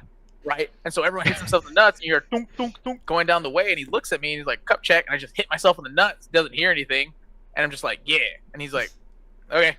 And I've totally somebody was my kicks. Somebody was doing cup checks at Amtgard. As in like mid fight or like just randomly, we're just hitting people in the dick, going cup check, cup check. This was 20 years ago. It was that Amtgard. Okay, thank you. That makes way more sense. I was like, there's no way I don't turn somebody inside out. Like, I don't even roughhouse with people. Like, my own unit mates don't push me around. I don't play that. So, they threw a cup check right at me, hits me dead in the dick, and I'm just kind of like, yeah, I got one on. And just everything I've got is don't make a face, don't make a face, don't make a face. Because it fucking hurt. But I'm just like, yeah, I got a cup on. But I knew if I didn't say anything, I was going to get cup checked for the rest of the event. So I'm just like, obviously I got one on, sure. Old Amtgard was a wild place. Small balls are the meta. Belgarth was too, yeah. So the small balls are the meta thing was I had made a comment that ever since I started taking testosterone replacement therapy, nut shots don't hurt as much because my balls are smaller. Yeah. So then first of all, of course, everybody took out of that small balls or the red fighting meta, and because Tanny is at the pinnacle of red fighting. And then my girlfriend afterwards, I get off the stream and she says, "Why'd you just tell like 200 people that you have small balls?" And I'm like, why not? They're more medium sized now. They used to be a little on the bigger side. Absolutely. I showed 1,200 people my asshole once. That happened. What? Wait, why? We were playing. It used to be a thing when I was playing music that like I was in a pop punk band and I'd moon the crowd. That was like what I did. And we played a show for 1,200 people. I mooned the crowd, and the whole band was like, "Why at this show? Jesus Christ, Charlie!" I'm like, and they never played another show after that. No, they loved it. They ate it up. It was fine. They didn't literally eat it up, but you know. If you trying to throw a spin shot, left or backspin first. Backspin. The left foot has to be front. If you're gonna throw a front spin, your right foot has to be cheating to the side you're spinning. Okay, those are the basic premises. Everything else is kind of natural. If you see me at an event, I can go through with you through the backspin because, funny enough, Delos and I have different techniques for how to throw a regular backspin. His version subscribes to a lot more footwork. I subscribe to very minimalistic footwork and very, very fast. For those of you who've seen me backspin in person, I don't really have to move my feet. So if you ever see me at an event, you want a backspin lesson, we can do it. Oh yeah. We'll do it even better if you bring me a beer. Sick. What do you mean by cheating your feet? Cheating in general, what I mean by cheating positions is putting whatever we're talking about closer to the place we're trying to end. So if I'm spinning front, right, as the 512, right? If I'm spinning this way, I want to take my right foot, which is right here, you can't see it, cheat it over the middle line. Does that make sense? Middle line being nose to nose is where most fights start. Normally your feet are like this. This is my right hand. Yeah, taking your right foot over that middle line, right? Because so when we start a fight, people start here. I'm going to take my right foot, that usually is over here, right? And bring it over, even on the middle or over, to create that spin this way. The only reason that's important is for the shot purpose. Because if I start with my right foot on this side, my shoulders end up being way on this side. And so I have to like scoop up on the other side of that middle. And so the shot's a lot easier. And any cross body work for any style works better when you cheat the foot over. That goes for red, that goes for single. Flow, you got 2 sticks, just hit the other stick. Multiple people are asking what kind of beer. Oh man, I'll drink it. Are you a Shiner I'll Bock? drink it. You a Shiner Bock, South Texas person? I have to be. Like, okay, legit. I'm probably the only one that thinks that's funny, but that's funny. Is that where Shinerbach is from? Yeah, there's a place called Steiner, Texas. Oh. There's a bar that the Torches and a lot of the foam guys in Austin go to. It's called Nosh and Bevy. They've been going to that bar for over 15 years. They actually even fund the bar sometimes. They've got like invested stock shit. Multiple times I've been there where we drank the bar dry of Shiner Bock. Wow. That's amazing. Multiple times. Not even weird. So I kind of have to like Shiner. I will not drink an IPA unless I'm really drunk on drinks. But I'll drink most any kind of beer. It really doesn't matter. Just the act of bringing me a beer to, please, sir, teach me to spin, is what I'm looking for. Makes sense. Ad break ends. That's fine. It's a story. I got a funny Delos story. I was actually going to wait till he came back, but I don't think Delos is going to. Well, wait a second. So the ad's over. Tanny. Yeah. Can we do like a history of AmpGuard of like all the worst stories episode? Oh yeah, that's already planned. Sick, because I'm a slight historian for history when it comes to like foam. I would love to be on that episode. I don't have a lot of personal experience, but I can reiterate a bunch of the stories. I had a couple ideas. The first one being I was gonna do back in the olden days, and I was gonna try to get Keg, potentially, and dude, make an episode. Dude, make an episode on just the Bell Dag split. Okay, that'd be a good one. He said, interesting. "Oh, I thought you said no." I said, "Oh." I was gonna try to maybe get, and this is gonna be a train wreck, but I was gonna try to get Aramithras on too. Which I don't even know who that is. He essentially the founder of AmpGuard. Essentially. Okay. Who is that? Aramithras. He didn't found it, but he basically JW. I'm really aging myself out. JW. I'm not even aware of that name. So, oh god, are they still alive? Because yes. I know one of the founders of CK died recently. So the founder of AmpGuard was this guy named Peter LeGroux, and he fucked off the first year AmpGuard was around, and I think from what I understand, it was JW that Eramithras that basically took it and was kind of the big guy, that ran with it. He was the pre-Brennan before, you know what I'm saying? Like, Yeah. He was that guy, and he was a very interesting character. Kenny, pause for just a second. Ella Mayor? Yeah. If you bring me a shot of Malort, I might have to box you. I had Malort last year for the first time ever, twice. Like, we don't try things once in this house. We try things twice. I might have to fight you IRL. That's just not. I love Malort. I like it too, honestly. I think It's so good. It's kind of like gin. It literally comes in a fucking kerosene can. How can you be like, this is good? It's good.